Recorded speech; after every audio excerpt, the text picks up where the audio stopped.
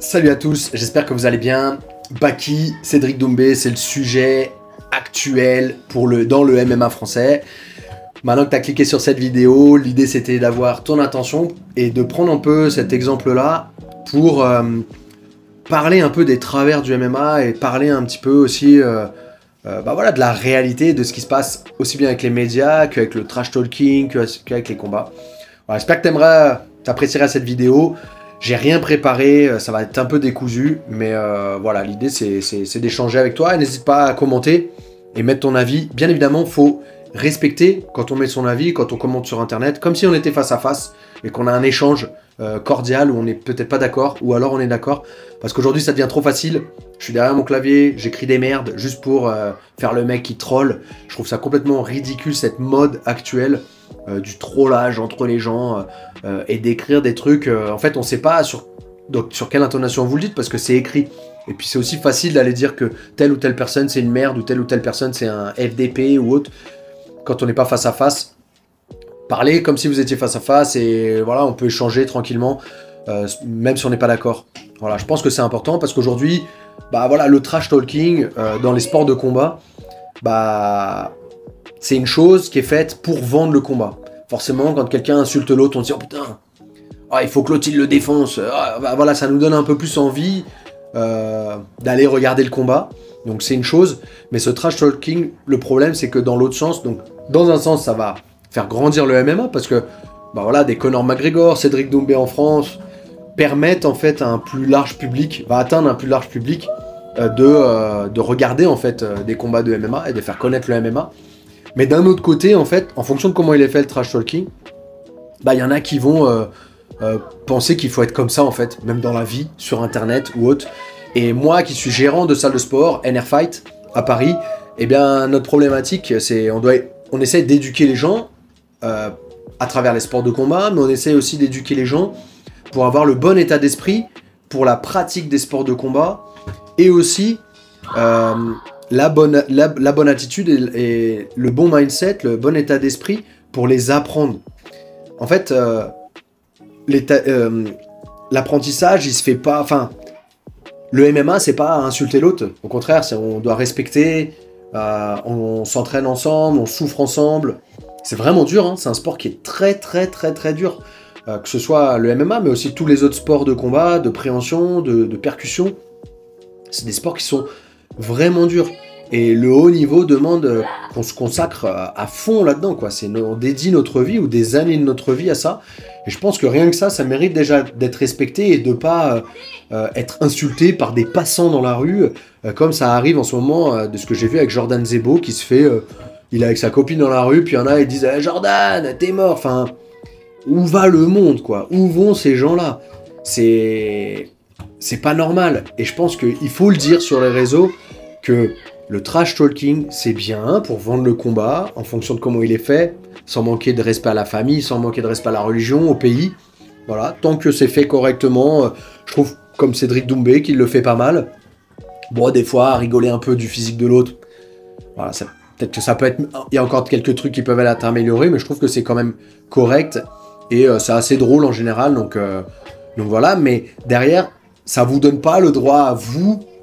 spectateurs, public, de manquer de respect aux combattants, que ce soit là dans le coup Cédric Doumbé ou avant Jordan Zebo ou maintenant Baki. Je pense que ça donne pas le droit d'être là à dire hey, Baki, comme la vidéo que j'ai vue là où il se fait interviewer et il prend le téléphone et il voit qu'il y a un jeune dans la rue qui lui dit Baki, Cédric Doumbé il va bien te défoncer, hein, il va te mettre KO. Je trouve que c'est quelque chose qui va trop loin en fait. Et on n'a pas le droit de laisser passer ça. Et je pense que tous les professeurs de sport de combat vont dire la même chose. Et je pense qu'aujourd'hui, on a un peu du mal à éduquer ces jeunes qui sont aujourd'hui nouveaux pratiquants dans les sports de combat et qui pensent que le MMA, c'est comme ça, il faut manquer de respect à l'autre ou autre. Voilà, je pense que c'est vraiment... Voilà, un mec comme, par exemple, Morgan, Benoît Saint-Denis, Saladin Parnasse, je trouve qu'on a des très bons exemples.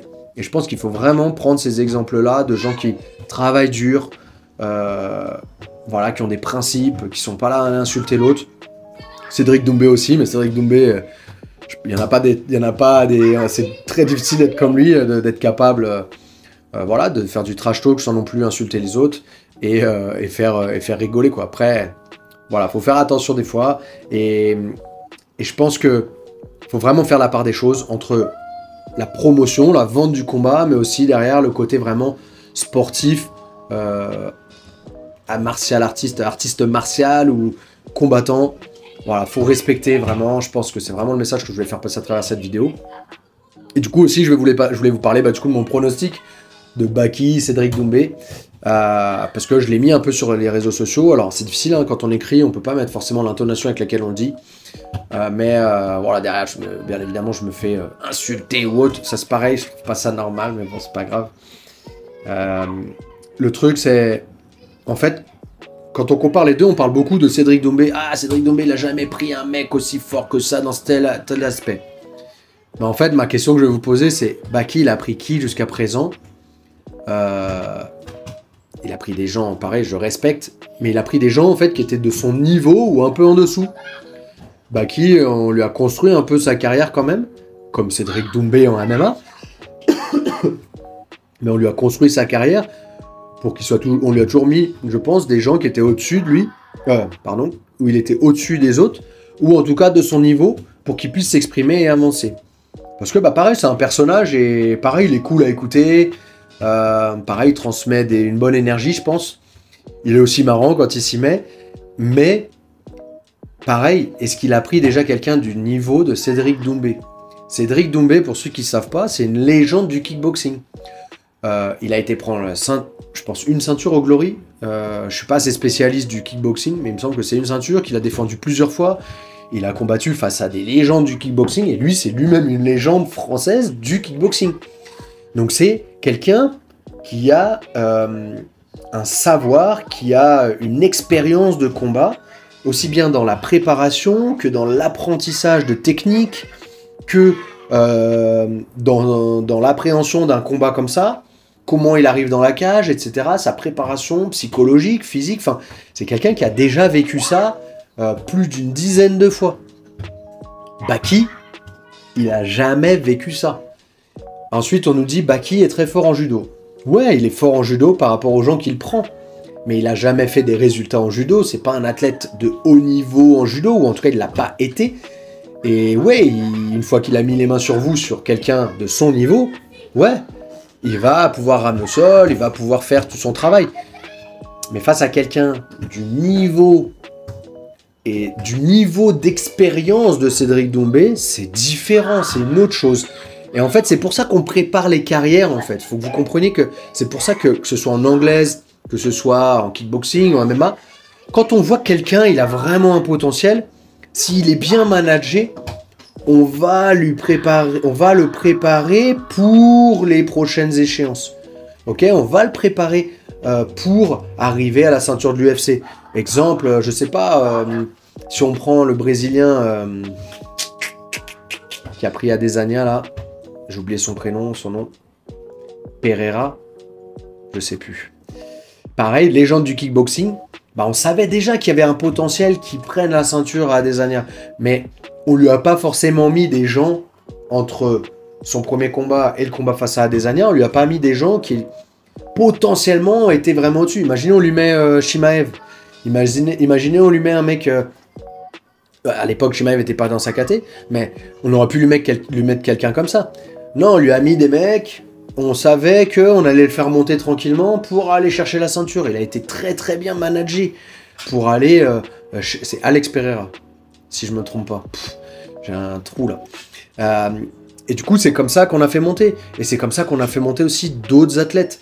Et voilà, dès qu'on voit une équipe, elle voit qu'un mec, il est très très doué, qui peut aller chercher quelque chose, on va le faire monter progressivement. Saladin Parnasse, comment il en est arrivé là? Pareil, il était au 100% fight. Hatch, il lui a mis des mecs qui étaient de son niveau ou un petit peu en dessous pour le faire monter et arriver là où il est aujourd'hui. C'est comme ça que ça se construit. La confiance, elle se construit comme ça. Ok, si dès le début on vous met un tueur à gage, c'est compliqué. Il y a des risques, il y a des gros risques du coup que vous perdiez et il y a des gros risques que vous perdiez confiance en vous. Et le combat, c'est de la confiance. Il faut avoir confiance en ses techniques, il faut avancer, il faut pas avoir peur. Et ça se construit, ça vient pas du jour au lendemain. Donc moi, ce que j'ai peur en fait dans ce combat-là, c'est que... Alors là, j'ai pas été voir qui va prendre Jordan Zebo prochainement, mais c'est pareil. Jordan Zebo, ce que j'ai peur, c'est que ce combat face à Cédric Doumbé, ça lui ait détruit sa carrière. On va voir. Mais de ce que les petites interviews qu'il y a eu après combat, on voit que psychologiquement, c'est plus le même qu'avant. Il a plus la même confiance qu'avant. Donc là, en fait, il va falloir qu'il refasse 2-3 combats, 2-3 victoires où il est à l'aise, où il reprend confiance, pour pouvoir peut-être retrouver la confiance qu'il avait avant. Et ce que j'ai peur, c'est Baki, c'est pareil. C'est qu'il y a des gros risques. Donc pour moi, le risque, c'est... Il a 10%, pour moi, c'est 5-10% de chance qu'il gagne. Cédric Doumbé, il a 90-95% de chance de gagner. Et en fait, ce que j'ai peur, c'est que derrière, Baki, ça fasse pareil que Jordan Zebo, en fait. Qu'il perde rapidement ou qu'il perde salement. Et que derrière, on ait un mec qui a du mal à revenir, quoi. Et c'est dommage parce que c'est des gens qui, je pense, peuvent faire des bons résultats, avoir une bonne carrière en MMA, mais déjà on les a fait monter haut très vite, je trouve. Et derrière, on leur a proposé un tueur à gages rapidement, quoi. Donc voilà, on verra bien le résultat très bientôt. N'hésitez pas à mettre dans les commentaires ce que vous pensez de ce combat-là. Moi, je pense que Cédric Doumbé est largement favori. Baki a des chances, c'est comme vous l'avez dit, certains, le combat est jamais joué d'avance, mais au vu du passé de l'un et l'autre, Cédric Doumbé est largement devant. Et encore une fois, c'est qui a pris Baki jusqu'à présent et qui a pris Cédric Doumbé dans toute sa vie de combattant, d'accord? Je pense que Cédric Doumbé est largement devant et j'espère après ce combat-là, peu importe qui gagne ou qui perde, qui va nous prendre des mecs internationaux du PFL. Franchement, moi je suis vraiment déçu qu'il soit pas à l'UFC parce qu'il nous aurait fait vraiment kiffer. Et comme il l'a dit, malheureusement, il est déjà un peu vieux et bon, c'est pas sûr du coup qu'il y aura de l'UFC derrière. Donc là, il est là pour prendre son argent, faire le buzz. C'est cool pour nous en tant que gérant de club de sport. C'est cool aussi pour nous, pour passionnés du MMA, parce que plus de gens vont connaître le MMA, donc plus de gens, plus d'argent, plus de chances d'avoir d'événements, nos combattants seront mieux payés, etc. Donc c'est bien. Mais on aura vraiment voulu le voir à l'UFC, donc voilà, moi là-dessus je suis vraiment déçu. Et du coup, on voit aussi le PFL choisir ce matchmaking. Moi je comprends pas trop, enfin, je comprends d'un côté, mais je comprends pas de l'autre, sportivement parlant, c'est ce que je disais. Je trouve qu'on devrait vite le mettre face à des mecs connus du PFL et qui ont beaucoup plus d'expérience et qui vont lui poser plus de problèmes que Jordan Zebo et que, je pense, on verra Baki. Mais je respecte beaucoup Baki d'ailleurs, l'un de ses entraîneurs, c'est Eddie Carda de Sarrebourg, avec qui on s'est beaucoup entraîné en lutte à livrer et que je sais qu'il est très bon comme coach en pied-point, au sol.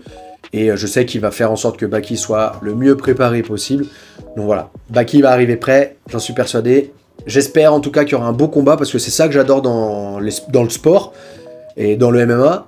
C'est j'adore voir les gens pousser dans leur dernier retranchement et voir vraiment de quoi ils sont faits, quoi. Qu'est-ce qu'ils ont dans leur cœur, quoi. Est-ce qu'ils se font toucher, c'est terminé, ça craque et tout. Ou alors... voilà, Cédric Doumbé, paf, il se fait ramener au sol, il se fait taper dessus, paf, ça se relève, et là on le voit, il avance, il a envie d'y aller, il y va, il met KO. Ou alors un Baki qui se fait toucher, mais qui est là quand même, qui avance. Enfin, moi c'est un combat comme ça que je veux voir. C'est un combat comme ça, c'est pas un KO en 9 secondes. J'espère qu'on va voir un combat où les deux, on va voir vraiment de quoi ils sont faits, et qui vont nous faire vibrer pour le sport. En tout cas, c'est ça que j'espère. C'est pas une victoire de l'un ou de l'autre, je m'en fous. Je pense, quand on regarde les statistiques ou les analyses, quand on analyse les deux combattants, je pense que Cédric Doumbé a 9 chances sur 10 de gagner. Mais j'espère très sincèrement voir un super combat avec l'un et l'autre qui dominent le combat. Ce serait top. Rendez-vous très bientôt. J'espère que vous avez apprécié cette vidéo. Voilà, je viens d'emménager à São Paulo. J'ai pas forcément encore préparé tout ça. C'est un peu j'ai posé la caméra face à vous et je vous donne un peu mon avis. J'espère que ça vous a plu. Mettez dans les commentaires ce que vous avez pensé. Ça m'intéresse, je veux débattre avec vous. Des fois, il y a des choses auxquelles j'ai pas pensé et des gens ont pensé. Donc n'hésitez pas à mettre ça. On échange, mais toujours dans le respect, s'il vous plaît. Ça n'a rien d'insulter ou autre. C'est du sport. Et justement, ce sport-là nous apprend le respect de l'autre. Donc, dans le respect. Et on se voit dans la prochaine vidéo. Au ça.